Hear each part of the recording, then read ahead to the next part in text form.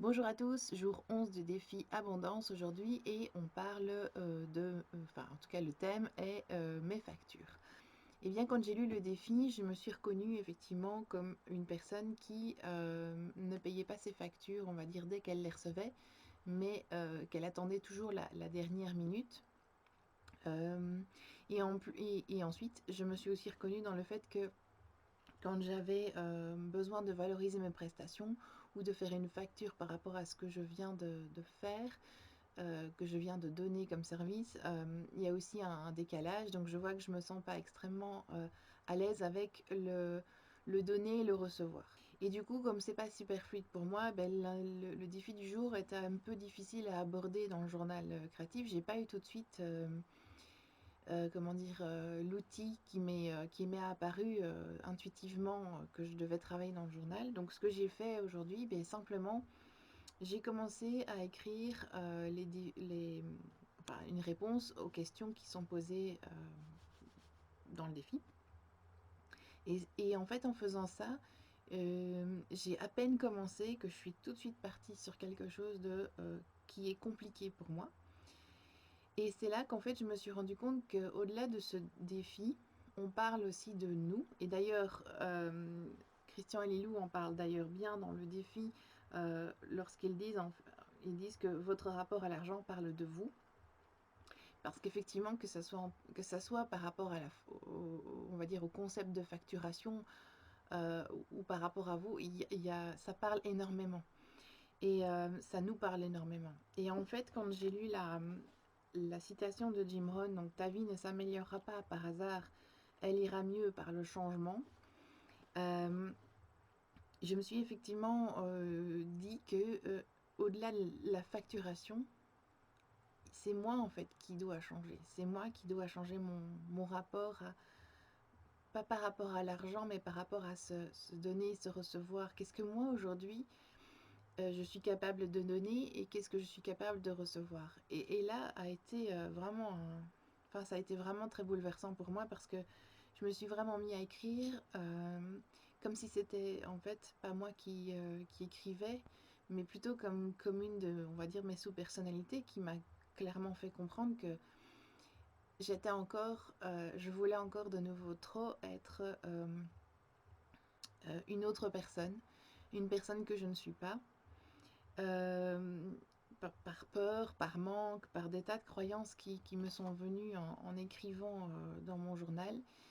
Et, euh, et donc aujourd'hui, je me rends compte qu'en fait, je suis à côté de mes pompes, encore une fois, et, euh, et que je ne serai jamais à l'aise avec ce concept de donner et recevoir si je ne suis pas authentique et intègre avec moi-même.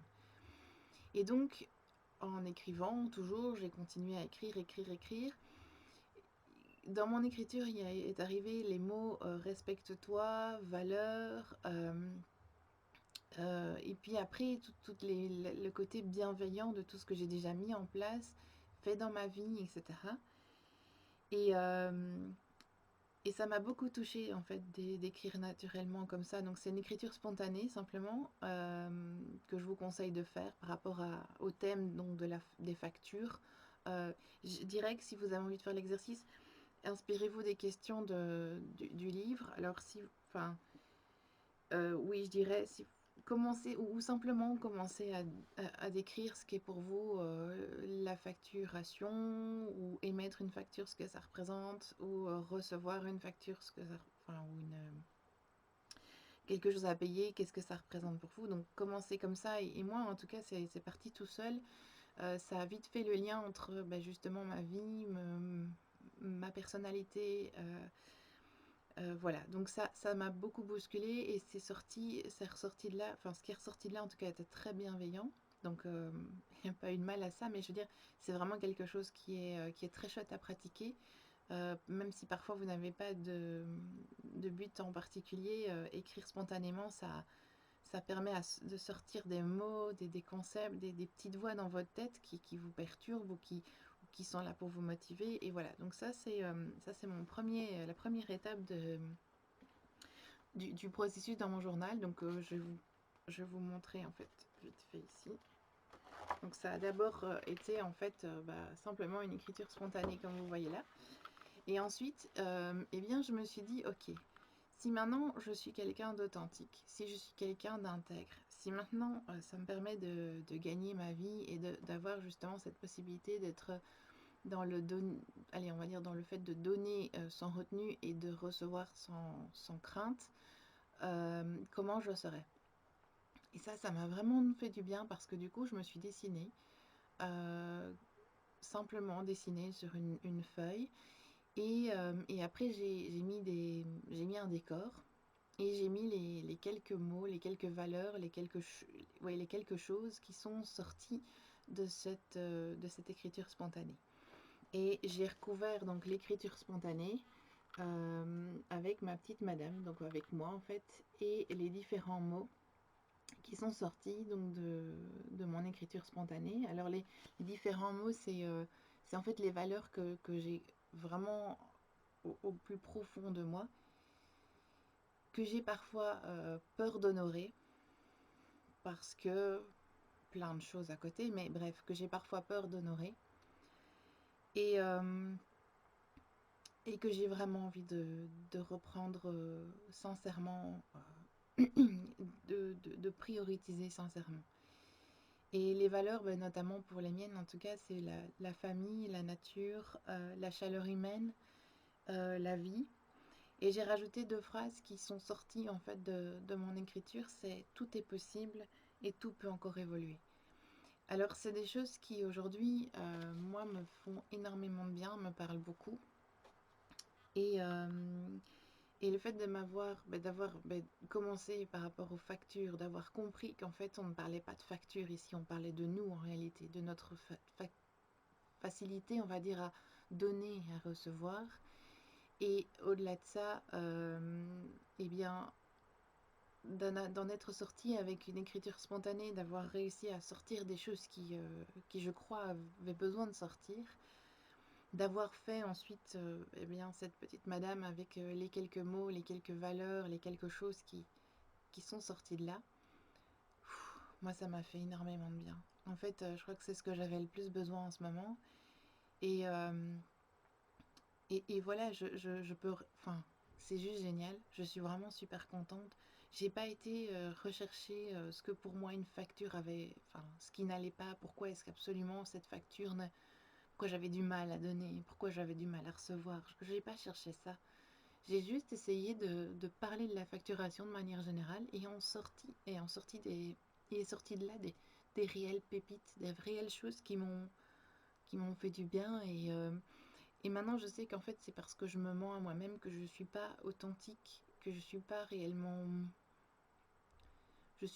moi en fait. Je cherche encore à essayer de plaire et ça, du coup, c'est épuisant et c'est ça qui, pour moi en tout cas aujourd'hui, je pense, n'est pas, euh, n'est pas suffisamment, on va dire, en phase. Et donc, c'est peut-être ça qui fait que je me sens soit, allez, on va dire, pas tout à fait sereine de demander à quelqu'un de facturer mes services. C'est probablement ça. Ou je me suis peut-être pas donné à fond, c'est peut-être ça. Je crois que je ressens ça souvent, c'est que je me suis pas donné à fond. Peut-être que si j'ai un problème avec mon côté perfectionniste, ça c'est encore une autre chose. Mais surtout aussi le fait de devoir donner de l'argent, donc de payer mes factures et de le faire toujours à la dernière minute. C'est ça aussi, c'est quelque chose qui n'est pas fluide et qui est lié en fait à mon avis avec mon côté manque d'authenticité, manque de prise de position, prise de place dans ma vie. Il y a même un moment donné d'ailleurs dans mon écriture spontanée où où c'est sorti de tout seul de mon bic, c'est assieds-toi dans ta vie. C'est vraiment comme si voilà, j'allais prendre la posture vraiment de quelqu'un qui s'assied, qui s'installe, qui est confortable dans ce qu'elle est devenue.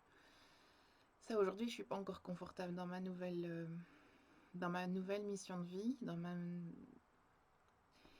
ma nouvelle vie, on va dire, oui, vie professionnelle. Et je crois que c'est là qu'il y a un problème. Donc voilà, je dois travailler avec tout ça, le fait de me sentir confortable. Je crois que c'est vraiment ça en fait. Maintenant que je vous parle, plus je me dis, mais finalement en fait non, authentique je le suis. Mais il y a aussi, il y a à mon avis le côté où j'ai peur d'être confortable dans ma vie. Et ça, je pense que c'est important eh bien, de le souligner, de le travailler, parce que c'est vraiment, à mon avis, ça qui me bloque énormément.